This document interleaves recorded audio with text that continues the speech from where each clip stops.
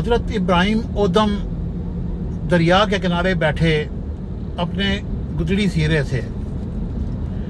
ادھر سے ایک ان کے وزیر کا گزر ہوا اور وہ اپنے دل ہی دل میں کہنے لگا کہ کتنی عظیم سلطنت کے یہ مالک ہیں اور اس حالت میں فقیری میں یہاں بیٹھے اپنی گدڑی سی رہے ہیں. آپ نے اپنے کشف کے ذریعے اس کے دل کی حالت کو معلوم کیا اور اس کو اپنے قریب بلایا اور کہا کہ تو نے تو اپنے دل کی بات اپنے ذہن کے مطابق کی ہے.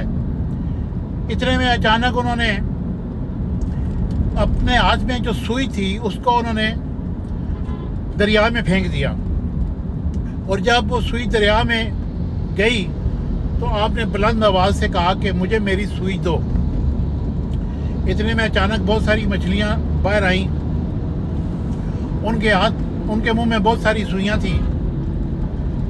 انہوں نے جب ان کو دیکھا تو حضرت ابراہیم اودم نے کہا نہیں، پھر بلند آواز سے کہا مجھے میری سوئی چاہیے.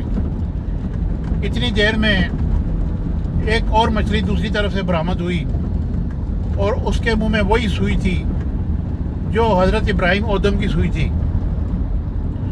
تو انہوں نے وزیر کو کہا کہ تم کیا سمجھتے ہو کہ یہ بادشاہی اچھی ہے یا یہ عارضی بادشاہی اچھی ہے؟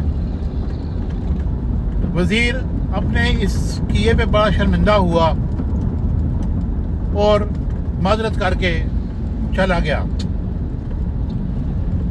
کہنے کا مقصد یہ ہے کہ جو اللہ کے ولی ہوتے ہیں، اللہ کے نزدیکی لوگ ہوتے ہیں، ان کو دنیا کی بادشاہی کی کوئی پرواہ نہیں ہوتی.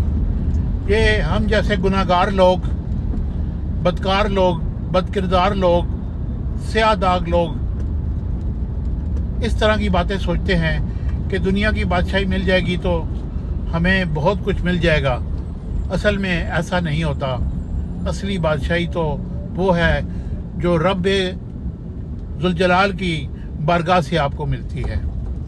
امید ہے کہ میری یہ ویڈیو آپ کو پسند آئے گی. Thank you very much.